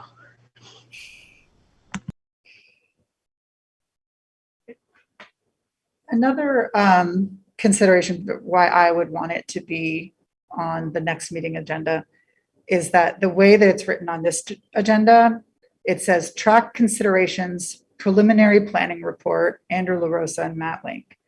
And then we have a feasibility study. So I, you know, like if me as a board member, if I didn't realize we were planning to vote on this tonight to commit $1.5 to $2 million. I mean, the reason why I asked the question is I'm actually sort of more in support of committing more money because I think that we should commit as much money as we can to make sure that we actually get the project done. So I'm supportive of it. I just want, you know, our community to not feel blindsided by a decision of that they're going to perceive as a big decision. So, I think I'm confused. My agenda says potential board action, commit 1.5 million of fund balance for renovation of the track. oh, is that updated? Brett's on this one, and this is what's posted to our The website. website. So this is what I got in the It board may, packet. yeah, it may have been a And so- snafu. That may be the reason why it Yeah. may have been a snafu with what y'all got in your board Yeah. packet, which I apologize for. I don't know how that happened. But that's what the public had access to? Yes, because there's public to people on the. I think so. The Mia again? Yeah, Valentine Yeah. Smith. has that. yeah, I think we're, Hi, I'm Valentine. Some of you know me from the bridge, but I'm a Montpelier resident and my son is a Main Street Middle School student. So basically the bridge is what got me to attend these meetings that impact really everyone in our community. And since I've been focusing a lot on the budget, that's how I've learned about it through your website and through these meetings. That's how I find out about the community feedback. And what's coming up for me while I'm listening to this is that report, which is on the website that expounds upon what's being done with the ESSER decision. So some of the feedback in that summary is speaking about the outdoor spaces. And then you go down a bit, not too far down, and net zero will come up as a prominent theme. But I did want to share that as a parent, my son was a virtual learner last year, very little movement, and he was able to join the cross country that, you know, running after school for accessibility reasons. I don't have a car. He's able to run to Hubbard, and it helped him get back into shape after basically a year and a half of sitting all the time, being on the computer. And I would say that just my 2 cents as a community member with that insight But whatever happens, I would say take a little time since there are emergent issues that are still being considered, like accessibility and funding and whatnot. But it would be great alongside that to know the specifics of what net zero modifications would entail. So thank you for listening. So we have a motion for action. We've had a couple people express they'd like it pushed off. The public does know there was potential action. Unfortunately, that thing we got. I'm not quite sure what to do. I have to be honest. I think we've had a lot of community feedback. This has been a topic that's been discussed for several months. I don't think we're going to get significant new information from the community in a week. I don't think we're going to get significant new information on what net zero looks like in a week. I feel the majority of the board supports doing this. I would certainly entertain a motion to remove that motion, but my instinct would be to go forward with a vote. So I'm going to call a vote in just a second, unless someone removes that motion. Hey, maybe this is a question for our parliamentarian, but isn't it technically just tabling the motion instead of getting rid of it altogether? I think, yes, I think you can table the motion. Okay. As the author of the motion, I don't have a problem with it being voted on next week instead of tonight. I understand that, this is something that the community saw as, we would be voting. But that I also was a little surprised, like that wasn't what I saw either. And so even though I made the motion mostly to start the ball rolling, not necessarily, I'm okay with us waiting 1 week. I think it's helpful for people for a big decision, for people to give people a chance to just think on it. People meaning board members. So would you like to table your motion? I'm happy to vote on it next week too. I think I will put it as the first item, unless people object, because if there's new information, we can discuss it. And if not, we can just move forward with a quick vote based on this discussion. So you want to table your motion, Mia? Sure, we'll table it. Okay, we will vote next week then. Thank you. Thank you. And thank you so much for all the work on this. We really appreciate it. And thanks for the community engagement. Mr. Suter. Jim, just before we leave, just one thing, just to clarify. We have about 2.1 million available. I said 1.5 because we have this target of trying to make sure we have 2% that we're sitting on at any time. So if you did 1.5 and if the cost was 2 million, you could always use some of that other amount. It just eats into that 2%. So there is more money available. So when you said, do we have 2 million? Yes, we do. We might just have to chip into that. And I do want to apologize to the board. The agenda that is up on our website that the community can see does say potential action commit 1.5. What must have happened is Anna must have downloaded a draft, yeah, and that got into your board packet. So I apologize for that. That's our fault. No worries. Good evening. Go ahead. Okay. My name is Yeah, Nathan. no, thanks for coming. My name is Nathan Suter. I'm here in my role as a consultant and the facilitator for the district-wide visioning process that the board initiated probably in September or something. And I'm here to report to you and take questions. And I'm happy to just sort of plow ahead and report or take questions and respond to questions as you wish. What would you prefer? Please report. Yeah, it's a quick report out just on kind of where things are. Okay. Would be great. And then just kind of any questions. And I think the main purpose is just to kind of, keep us apprised of of how things are going, if, we need any adjustments or at least blessings on adjustments.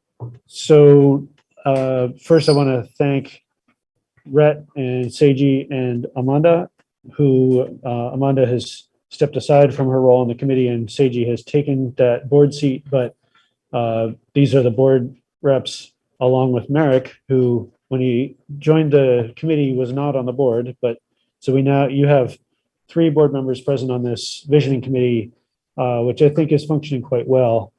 We have held 4 meetings. We missed a meeting this past Monday because I was ill, so I apologize for that. But we've held 4 meetings where we have described or discussed the scope of inquiry, which is essentially me proposing and then asking for feedback from the committee on, are these the areas we want to investigate and we want to, on which we wish to get feedback from the community. And then we have moved from that to drafting a survey, which is one of the foundation pieces of the work we're doing, but also describing other instruments or channels through which we'll get information and feedback from the community. So right now, those will include a survey, which is both online and in print form. It will include listening sessions, and then it'll include community gatherings that are more formal and more designed. We may use the My Thought exchange tool that the district has in its toolbox. I have some questions about that. We didn't get to discuss that at the Monday meeting. And then so the committee is made up of board members, faculty, staff, community members, and then students. And we initially had, I think, 8 students on the committee. We've had 1 student resign, but it's still good representation from the student body. Those folks have volunteered to work on the survey, hold listening sessions, and engage with not only their peers, but also younger grades, because all the students on the committee are high school age at this point. Similarly, teachers and staff have offered to be conduits to their constituents, their direct constituents. And we got to the point where about 10 days ago, we had a survey that was ready to go for the public, and we've started to circulate that. Our intent was that this Monday we would look at the returns from that so far, revisit the survey process, and then start to launch these other methods of engaging with the community. We didn't have that meeting, but I think we will still be able to move forward with a number of those channels. So far, we have 71 responses to our survey, which I think is a good start in just over a week. They are skewed in some ways that I think are not surprising, but also map out for us the direction where we need to do more proactive outreach. So, for example, only 4 of the respondents are residents of Roxbury out of 71. So Rhett and Dottie and Amira and myself are working to expand our outreach in Roxbury, including Rhett, who's going to hang out at the Roxbury Country Store tomorrow evening or Friday evening and hand out paper surveys and get feedback. We also have, for example, a lot of survey respondents who report their highest level of education achieved as a master's degree or greater. And while that's great, it's probably not representative of our community. And so I feel as though that is a demographic who is likely to have access to a survey like this, the time to respond to it, and to do so. And so our work is then to deepen our engagement with folks who may find this not as easy to engage with and figure out how to do that better. I loved what I was hearing earlier this evening, especially from Emma and also from Amanda with regard to the question about the reserve fund and committing funds for anything in a district, where Emma was saying, I'd really like to know what the values of our community are. And so this process is attempting to define those, to both define a shared vision within the district and to define a shared set of values, because I think in your role as a board and in Libby's role in her team as education leaders, you face questions like this all the time.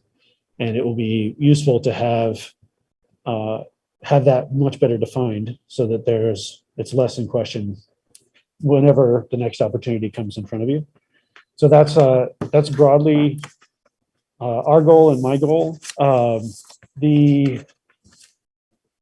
number of questions have come up from within the committee and a few from board members or members of the public that I just want to name.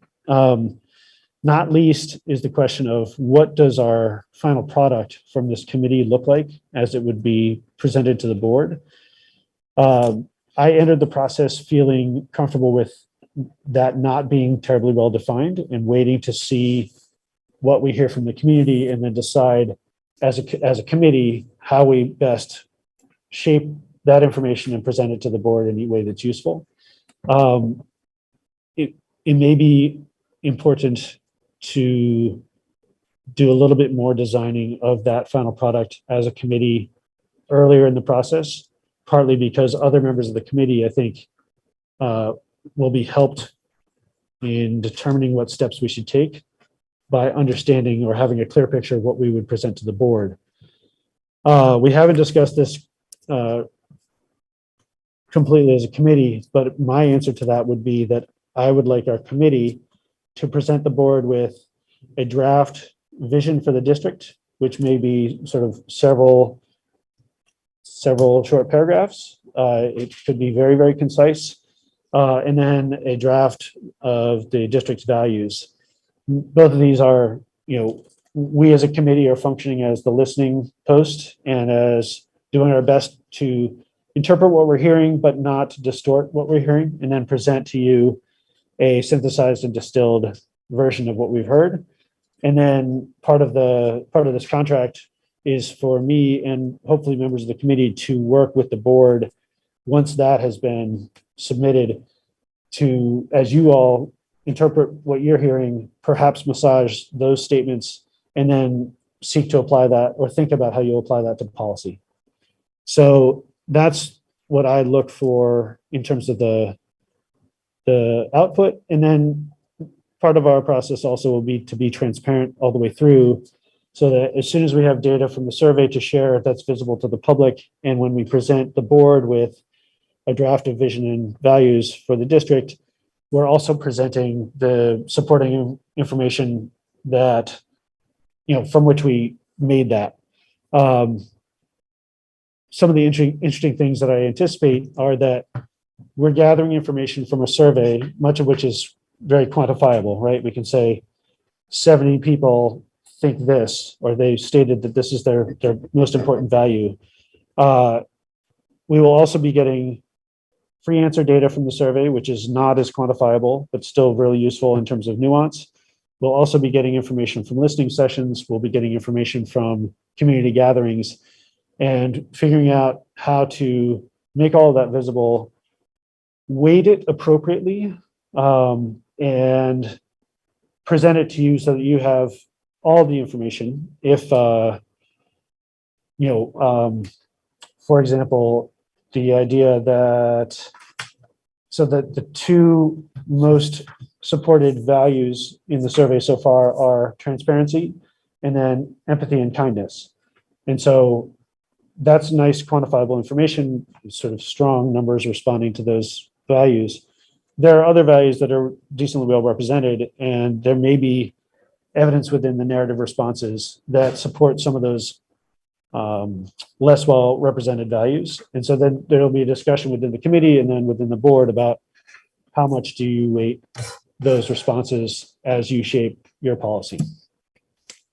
The other big question that I think, there's a minor question which I want to not forget, and that is that we did have one student step off the committee, and the board's approach when the students first petition to be part of the committee was to make sure there were enough seats for every student who's interested in participating.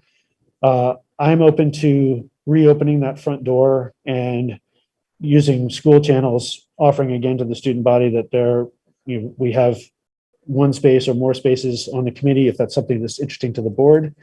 I think we can accommodate that as a committee in terms of bringing someone up to speed. You don't necessarily have to make a decision on that tonight, but I want to foreground that as a question. And then a much bigger question is that the timing of our process is tight, and it is constrained by various realities of a large representative committee and other realities of life. And more than one of our committee members has said, I'm not sure that we have enough time to do this inquiry justice. Can we extend the time period for public engagement? How might we do that? And we've heard, I think, really articulate voices from multiple sides of that question. One of which is, yes, it would be better if we had more time. Another, which is the board may only have certain periods of its sort of annual schedule when it's really able to incorporate and act on the information from this committee. So I'm speaking for myself as the consultant involved. I'm open to reimagining the timeline for this process in a way that is that gives us more time to do as deep public engagement as we would like to do. The implication when we were negotiating how to do this project was that was in tension with and a trade-off against time that the board would have working with me as a consultant and with the results of this community engagement. I don't think that that's necessarily true if we simply sort of sleep the project for a period of the summer, or if we, I think what I would be listening for from the board is whether you all think you have the capacity to engage the outcome, the product of this process a little bit later in the calendar year and still make those results productive to your work. I feel like my time I'm flexible in terms of how I apply my time sort of within the current contract, or we can discuss other things. Just want to grant that you didn't hear that until just now. I don't necessarily expect a response tonight, but I feel like it's important for me to honor some of the concerns raised by the committee and make sure that you're aware of those things. And now I'll stop talking and take questions. Questions and or further elaboration from board members who've been on the committee, right? Well, one of the things that some of the folks on the committee feel that this is a really, really important effort and that it takes a lot of time to reach out.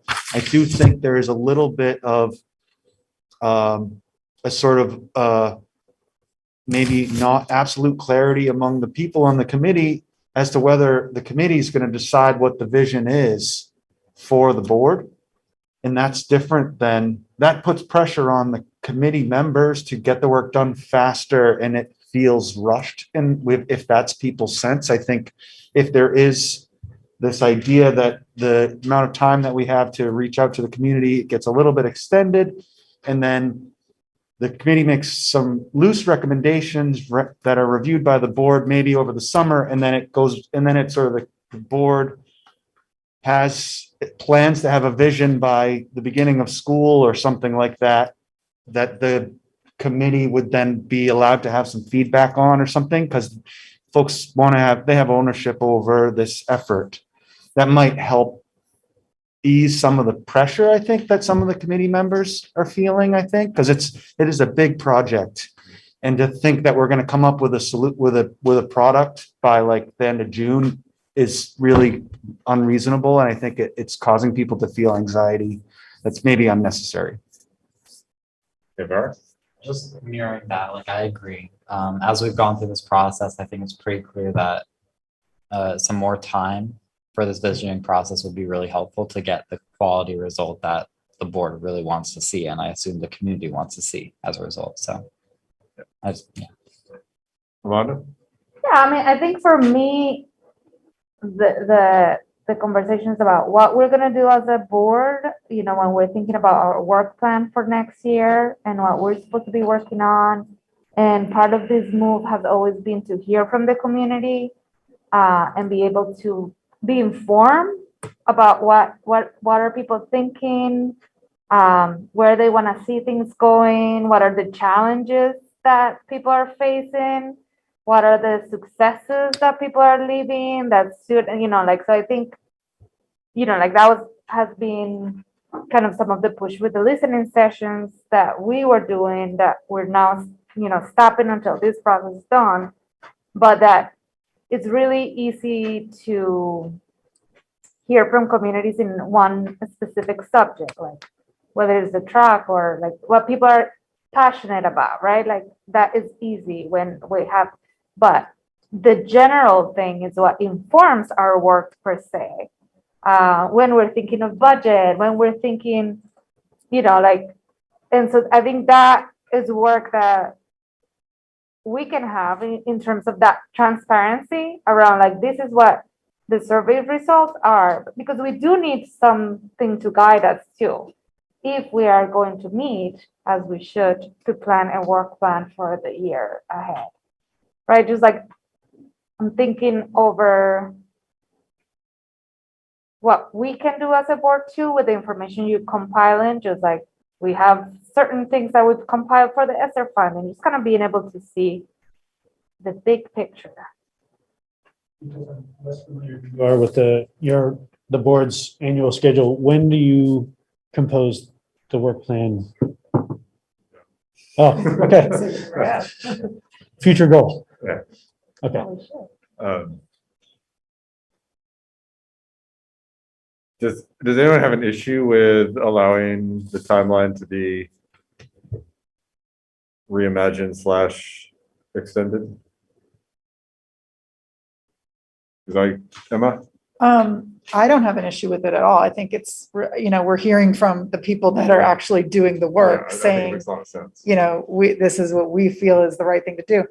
I do have a question about it, just logistically about the students. So now there's 7 students on the board or on the committee, sorry. Would they, you know, what would that look like? Would we just sort of have an, I like the idea of filling that spot that's now been vacated. And potentially if some of the students are seniors, if they graduate, or if they're not willing to commit into next school year, because we did propose it with a certain timeline involved. So some of the committee members will likely not be able to continue to commit their time beyond what they've already said that they would. When that happens, will we be able to fill those seats, or does it make sense to fill the seats, or just continue on with a more skeleton crew? I love that question. I was already thinking about the students. I don't actually know the grade level of each student, so that's a question I'll check in with Merrick in a second. I think that I had not thought about sort of how long the committee would stick on, you know, stay together for this. Part of my idea about the committee is that as we do this work together, the members of the committee, even individually in the future, will hopefully have those tools and continue to be involved in the district, though it does not have to be composed as such. I can imagine sort of after there's a product from the committee for the board, that from my perspective, the plan A is the committee is then sort of off the hook and can inform future discussions, but it's not expected. However, we could reimagine that as, you know, the board does some work, or I do some work with the board, and then we come back to the committee sort of as a check-in. You know, is that we've thought this through some further, and here are some concrete implications.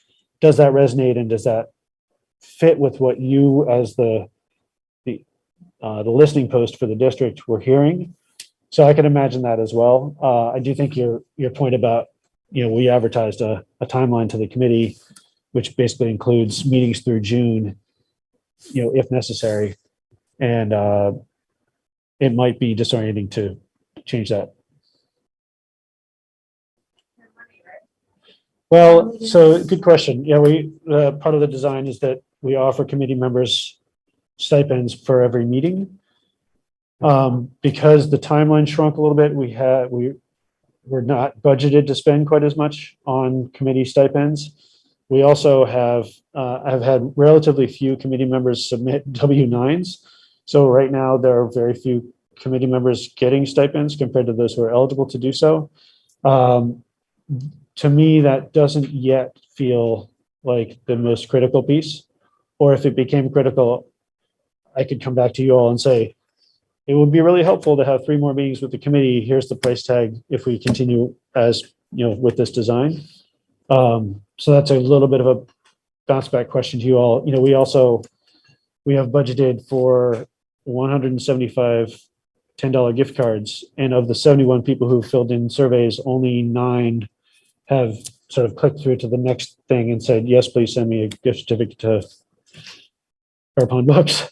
So, there's some variability and we'll see. That is not yet a pressing concern. I also want to thank you, Nathan, for just being flexible to being open to the feedback that you're hearing from committee members and being willing to sort of change your game plan as the facilitator. I'll just offer, I like the creative thinking involved with maybe putting it to sleep or paring it down over the summer, whatever would make sense for the committee members, whatever they would want to do. I would be supportive of.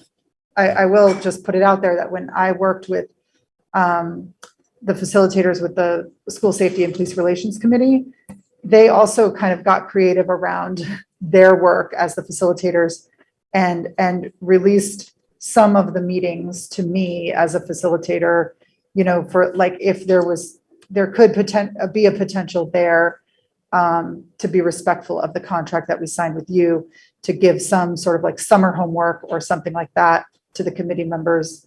And I also really like, Rhett, what you said about sort of doing a check-in, maybe in June when the original timeline with maybe the bullet point values, and then maybe the future work is the drafting of the actual language. But I think you're all on the right track, and I'm totally supportive of allocating more funds to be able to pay those stipends for some additional meetings or whatever it takes to kind of have everybody feel like they're doing it with fidelity. I forgot to make one other response to your question about the committee's continuation. I think at a certain point, not too long from now, it'll be more and more difficult to bring somebody new onto the committee mid-process, having, there are just a bunch of discussions we've already had that have been, I think, really meaningful and that we all carry with us as we're moving forward in this process. So I think there will be a sort of a point of no return, but I think we can hold that in our minds as we make these decisions. Sure. Okay, so just to clarify, there's only 1 senior student on the visioning committee. So I'm not totally sure that if this were to be extended, that it would be too much of an issue, like resignations or whatnot. Even if it is, I think that's kind of something that we can come to as it happens. I'm not sure if there has to be a plan in place, but I do think that I don't know if it would be really necessary to replace any members lost anyway, because by the time that there would potentially be resignations, the process would probably be winding down anyway. So I'm not sure. Yeah, it seems like It's there may be necessary. opportunity to sort of pace the work and time it to a point where if you were to be drafting the paragraph vision statements, that could kind of be seen as a natural break in the work, where if people needed to step away because of that original timeline that was proposed, that would be a natural time to do it.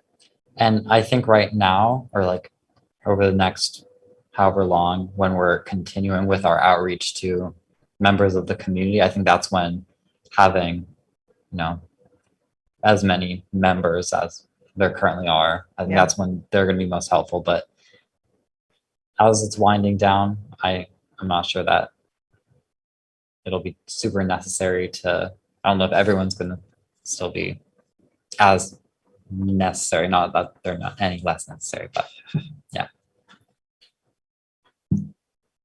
So sounds like, Just for the timeline, I think one of the things that we talked about in one of our meetings was budget season, right? How do we push forward. And this year we started late around that process of input and like, so I think for me, this process to inform some of that, I want to just get clarity on that, on when we start thinking about that process, the budget season, one. So this is just for me. And two, I'm now, my mind is now muddy around the whole purpose, which has always been muddy in terms like, are we doing this for Roxbury? Or are we doing this for the buildings? Are we now just narrowing down to the vision and mission? So that kind of is marking up for me right at this moment. You okay if I respond to that? Yeah. Amanda, I think that your last point is excellent. Let's see. The RFP names in the RFP, to which I responded, that one of the questions is, what educational experience should a student expect in Union Elementary versus Roxbury Elementary or something? I don't have it right open in front of me. So there was a pin in that right from the start. But also a question about district-wide vision, which does point, the two different elementary schools questions would point backwards towards vision and values. So the process I've tried to design so far holds space for questions about facilities and how what the community's expectations are for the educational experience of a student, sort of regardless of building or in, and I think that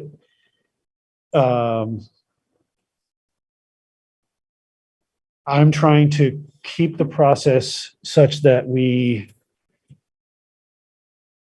don't get drawn too deeply into the weeds of, somebody comes to a meeting and says, when are we going to get a track? We need a track. Why don't we have a track? And then the whole meeting goes down the discussion of whether we should have a track.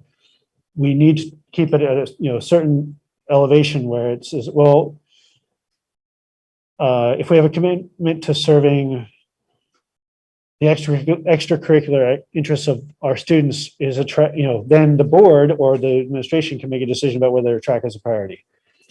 If we have a commitment to these 5 things for elementary education, and we happen to have 2 buildings and 2 populations, what does that mean for those populations? So there's a little bit of gray area, but I see part of my role and part of our committee role as holding a little bit of space and trying to draw a line between these comments are vision and values. Those comments are very specific about program delivery or a specific site in the district. And it's not that we won't collect those when they're offered, but we are trying to stay focused on the bigger pieces. And then my intent is that we would share with you everything. You didn't ask us for this, but we got it anyway. So here you go. And so we are not the decision makers at that point, of course. Thank you. So just so we leave you with what you need, sounds like we're all on board with, kind of re-envisioning the timeline to have that make sense. So, why don't you, go ahead and begin working on that. Looks like we're good with probably working with Matt to reopen it to students for, both to fill that one's, the seat and then obviously have another person's interest, but it's good to let other folks know that the door's open as well. Anything else you need clarity on? No, I appreciate this. I think that the other thing to say out loud is the communication with board members on the committee has been excellent. I'm grateful to that. I have good communication with Libby and Jim. Anna Hipko is terrific. So as far as all those things that's working, you heard me articulate an idea of what our product might look like.